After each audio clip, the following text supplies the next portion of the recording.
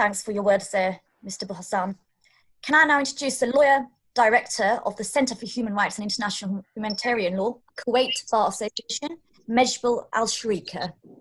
السلام عليكم ورحمة الله.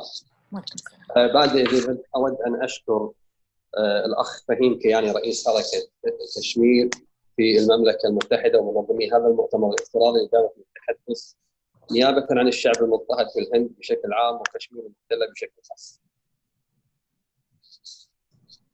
دكتور أرشد, translator there.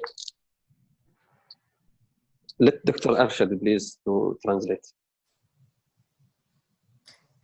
So do we have a translator? Sorry. Yes. May I? Dr. Arshad. Yes, yes. Assalamu alaikum. Assalamu alaikum wa rahmatullahi wa barakatuhu. Brother Mejbel is saying.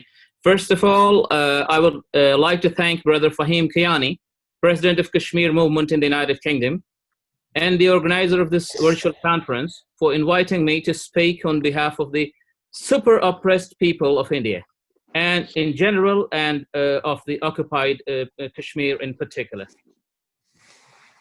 على الرغم من جرائم هذه الحكومة الفاشية حزب عريفة جناته ضد الأقليات لا تعد ولا تحصى، تلك التي ضد المسلمين الكشميريين شرسة بشكل فريد وآخرها صارمة للغاية بحيث لا يمكن تجاهلها من قبل المدافعين عن حقوق الإنسان الدولية. حكومة هندوتفا في المركز في نيودلهي أصدر مؤخراً أمراً إقامة يسمح باغتصاب أراضي ومنازل ومصانع المسلمين ونقلها بالقوة إلى فاشي هندوتفا للذين ينتمون إلى حزب RSS. Although the crimes of the fascist BJP government against the minority community are innumerable, the ones against Kashmiri Muslims are uniquely ferocious, the latest being too stringent to be ignored by the international human rights defenders. The Hindutva government at the center in New Delhi has recently passed a domicile order which allows the usurpation of Muslim lands, houses and factories and forcefully transfer them to Hindutva fascist belonging to the RSS. RSS كما نعلم جميعا هي منظمة إرهابية هندوسية متطرفة تمولها وتدعمها بعض أغنى الشركات الدولية التي يملكها بانديو هندوتفا. رئيس الوزراء الحالي للهند مودي هو عضو دائم في RSS. إن RSS الإرهابي متورطون بشدة في الخدمات الإدارية والشرطية والعسكرية الهندية هذه الأيام، وهذا يجعل جرائمهم ضد غير الهندوس أسهل ولا جدال فيها. RSS, as we all must know, is a Hindutva terrorist organization financed and supported by some of the wealthiest international corporations owned by Hindutva fascists. The current Prime Minister of India, Mr. Narendra Modi, is a life member of RSS. The RSS terrorists are heavily embedded in the Indian administrative, police, and military services these days. That makes the crime against non-Hindus easier and unquestionable. لذا اسمحوا لي أن أجعل العالم يدرك ويعلم الرعب الذي ينكشف في سجن كشمير المفتوح الذي يخضع لقفل عسكري كامل طيلة الأشهر التسعة الماضية أو أكثر. يدعو قانون الموطن القاسي الجديد إلى اغتصاب ونقل أراضي المسلمين بشكل عاجل إلى الفاشيين الهندوتفا في غضون 15 يوم. سيتم فرض غرامة على الضباط المناوبين الذين لم يقوموا بإصدار شهادات سكن لأساتذة هندوتفا الجدد للأرض بمبلغ 50,000 روبية سيتم خصمها من راتبهم. سيداتي ساداتي، هل نعيش إذن في زمن هتلر بألمانيا؟ ما هو أكثر من انتهاك لهذه الحقوق الإنسانية؟ لذلك نحتاج لنوقف الحكومة الهندية من هذا التصرف الأرعن. So let me make the world aware of the horror unfolding in the open prison of Kashmir, which is under complete military lockdown for the last 9 months or more. The new draconian domicile law calls for the urgent usurpation and transfer of Muslim lands to the Hindutva fascist within 15 days. The officers on duty failing to issue domicile certificate to the new Hindutva masters of the land will be fined a whooping sum of 50,000 rupees, which will be deducted from the salary. Ladies and gentlemen, are we living in Hitler era of Germany? What more of a human rights violation do we need to stop the crazy Hindutva government of India?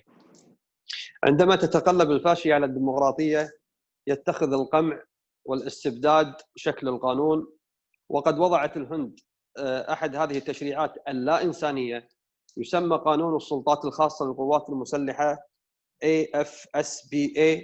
هذا العمل الخسيس يمكن الفاشيين الهندوسيين المدججين بالسلاح والكراهية في الزي العسكري من إلحاق قدر لا يمكن تصوره من التعذيب وغارات منتصف الليل على منازل والأسر وحبس المراهقين غير القانونيين والشباب والمسنين والاغتصاب الجماعي للنساء الكشميريات العاجزات في منازلهن بالمتفجرات. وكل هذا الإرهاب الذي ترعاه الدولة يستمر بشكل روتيني لعقود من الزمن وقد تكثف خلال الأشهر التسعة الماضية. When fascism overtakes democracy, oppression and tyranny takes the form of law. India has crafted one such inhuman legislation called the Armed Force Special Power Act, AFSPA.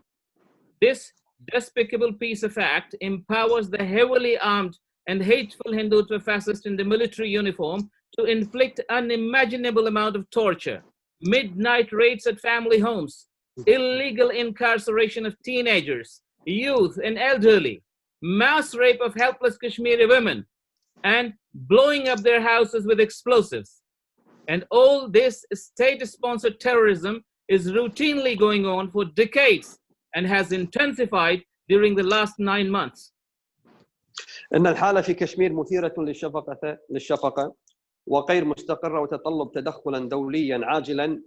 أنا كمدافع عن حقوق الإنسان سوف أتناول قضية المسلمين الهنود المضطهدين والكشميريين العاجزين أمام المجلس الدولي لحقوق الإنسان في جنيف، وستكون الخطوة التالية نحو المحكمة الدولية للعدالة الجنائية، ويجب أن نوقف هذه المذبحة وهي في أقرب وقت ممكن. وشكرا جزيلا.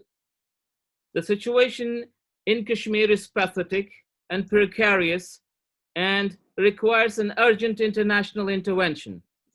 I, as a human rights defender, will take up the case of the oppressed Indian Muslims and the helpless Kashmiris to the International Human Rights Council in Geneva, and the next move will be towards the International Code of Criminal Justice. We must stop this carnage, and at the earliest. Thank you very much. I hope that everybody can hear me. Yes. And everybody can see me. Yes. I'll come to the answer of the question towards the end of my remarks. First, let me give my summation and some remarks, general remarks. First, I want to pay a rich tribute to Fahim Kayani for his leadership and Tehreek-e-Kashmir, Europe and Tehreek-e-Kashmir, United Kingdom in particular, because they are the trendsetters. Arab friends who've spoken here today. I want to especially mention Mr. Jamal Bu Hassan and Mr. Alshrika, and then Dalal Al-Ajami, and there was also Councillor Kaisar Chaudhry, but especially the Arab friends. And also Mr. Paulo Morias was here from Portugal. So the Arab friends who spoke today, their voice was clear and forthright, and all their demands were based on principles and values. And I salute them for their courage and for their conviction and for raising their voice for the people of Jammu and Kashmir and for the oppressed Muslims in India. This is a new trend. You know, the Arab countries, I worked with them for many decades in my diplomatic career, and they were very supportive to the cause of Kashmir, their governments in particular. But the Arab street or the Arab civil society in general used to be a bit quiet. But they have broken that silence. And that's why I say, is a new trend. Now, the second thing that I want to highlight is that they have many forums. They have many forums which can make a difference. The Organization of Islamic Cooperation, for instance, which in fact influences decision-making at the United Nations also. It is the second international intergovernmental organization in the world after the United Nations. Its membership is 57, and it has one of the some of the richest countries within its members. So, and I was really carried away by their powerful presentations because they were passionate and they were based on facts. I'm impressed because all the Arab participants were familiar with the developments that have been taking place, not only in the recent past, but in the distant past or decades ago, the way the Kashmiris have been brutalized by the Indian occupation forces. They have very clearly stated, and I want to reiterate, that Rashtriya Swayamsevak Sangh, with its 6 million members, is not just another organization, it's a fascist network. And it believes in religious superiority. It believes, I mean, last century we had Hitler and Mussolini, and they believed in ethnic superiority, ethnic supremacy, or ethnic, they comprised ethnic supremacists. But these are religious supremacists. This is the difference, but their tactics are the same: kill, maim, torture, lynch, persecute. And they have selected Muslims, then they would go after Christians. They've been going after Christians for decades, Sikhs, Buddhists, and as it was rightly mentioned, Dalits, who are considered to be subhuman by these elitist Brahmins or this ruling class.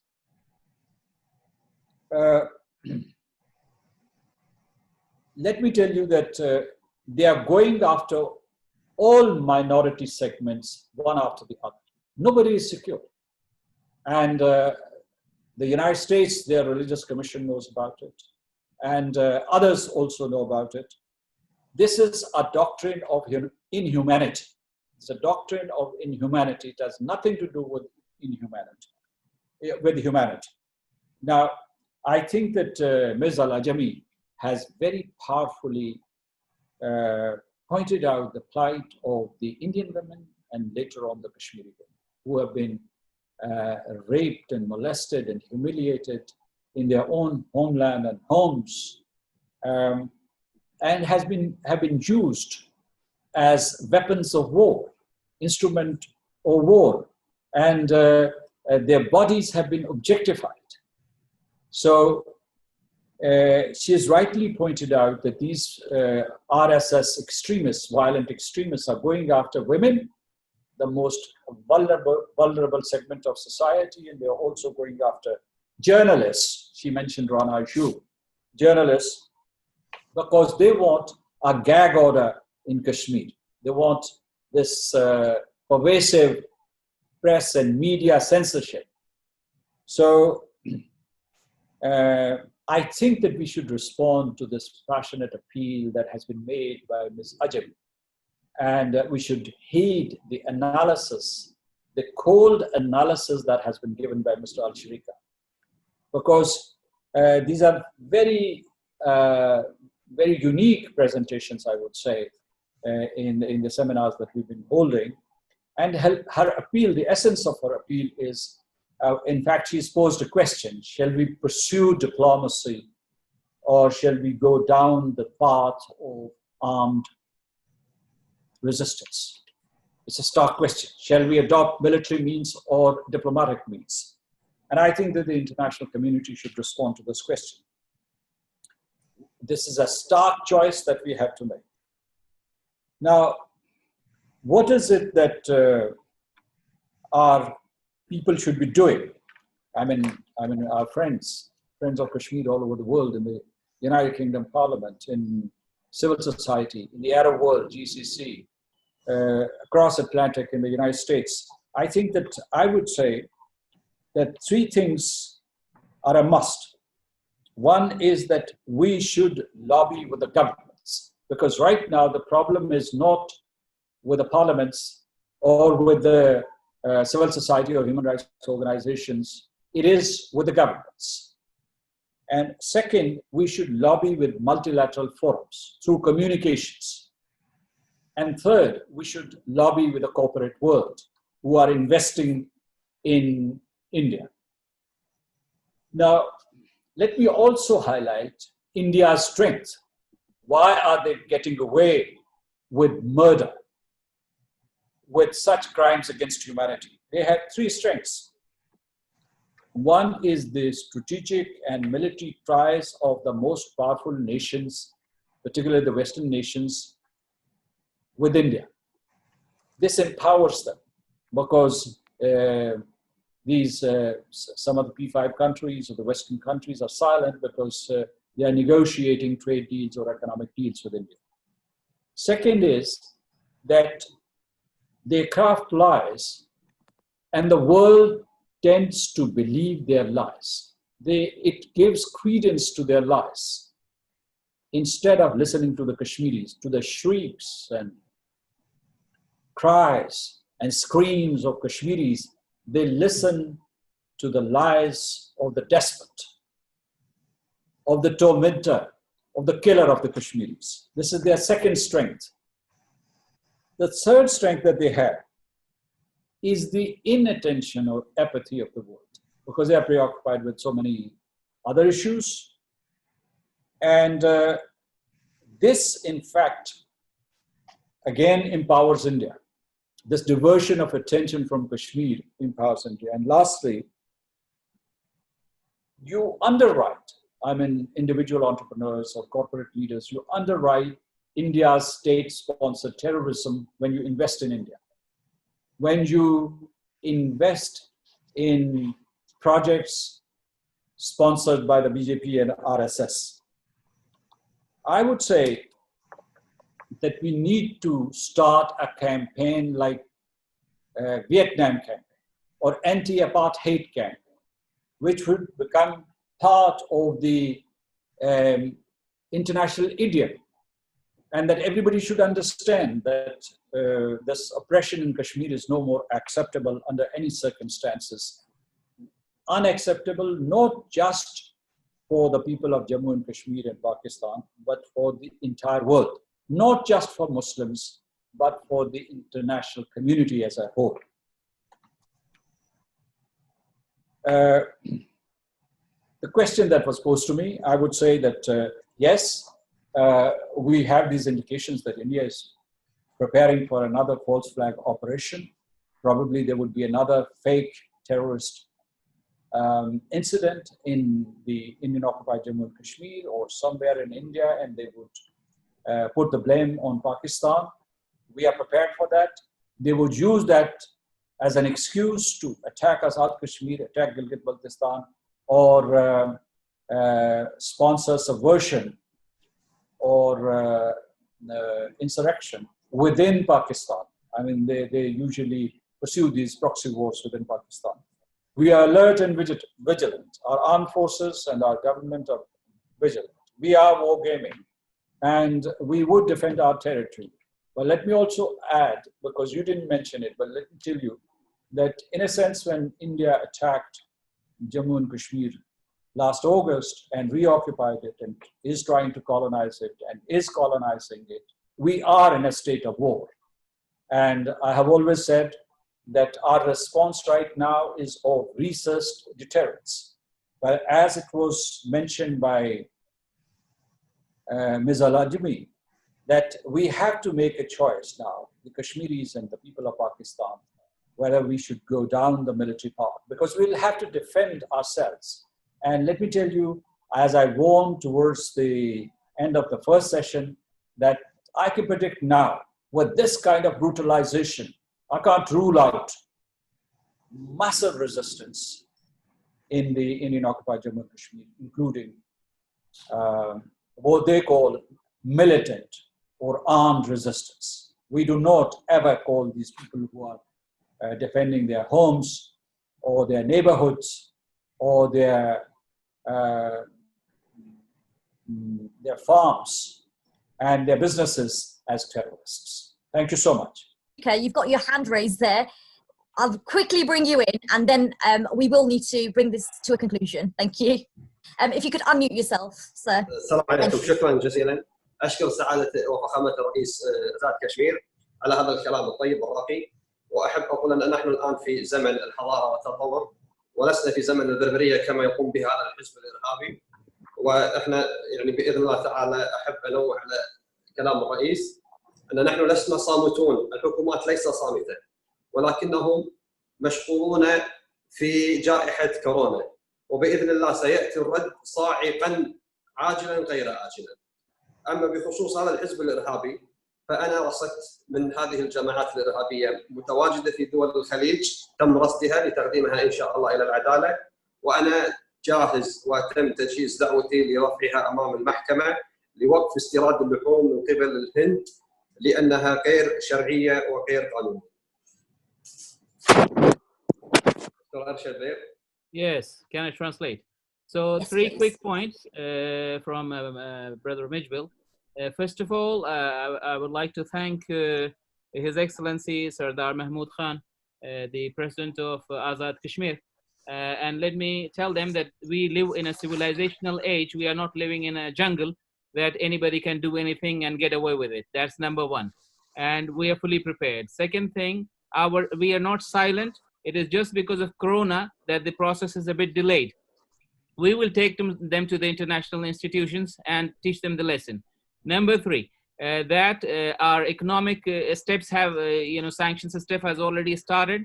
We are going to take action against the companies that are exporting the meat, the beef, which is not halal. That's on the one place, and we have already taken action. And once this government starts functioning, our government is very much interested in stopping these غير halal لحم from India. And we are taking all the steps. And yes, go ahead. وهم يعتقدون أنهم ليس من المجتمع الدولي، وأنا أوعدكم بإذن الله سيساقون سوقا إلى المحكمة الجنائية. وشكرا سعادة الرئيس وتقبل تحياتي. And if they think that they don't belong to the international community, they live a life by themselves and they design the laws by themselves, then let me make them aware that we are coming to them thunderously, like a thunder, and we'll teach them a lesson in the International Human Rights Council and other international organizations. We are taking them there. Thank you. Good. Yes, very briefly, 2 points. One, I want to convey my deepest appreciation and gratitude to the Cabinet of Kuwait, which unanimously adopted a resolution in regard to the situation impinging on the fate of Muslims in India. That was a very powerful voice, very powerful message. Thank you, Kuwait, and thank you, Kuwaiti government. Second point is that Mr. Alshrika has started a trend, not only in the Arab world, but internationally. So he has, because of his advocacy, he has become an international icon and I would say a ray of hope for the people of Jammu and Kashmir. So I salute him for his courage, for his conviction, and for his advocacy. Thank you so much.